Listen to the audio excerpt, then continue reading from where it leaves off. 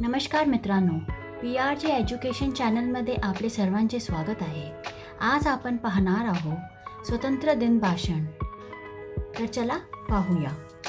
सुप्रभात सर्वांना. आज आपण सर्वजण भारताचे स्वातंत्र्य दिन साजरा करण्यासाठी येथे जमलो आहोत. 15 ऑगस्ट 1947 रोजी आपला देश ब्रिटिशाच्या गुलामगिरीतून मुक्त झाला. हा दिवस आपल्याला देशासाठी अभिमानाचा दिवस आहे.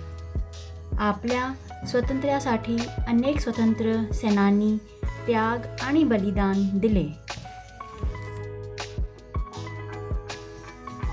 महात्मा गांधी, नेहरू, भगतसिंग, सुभाषचंद्र बोस यासारख्या नेत्याने अहिंसा, सत्य आणि धैर्याचा मार्ग दाखवला.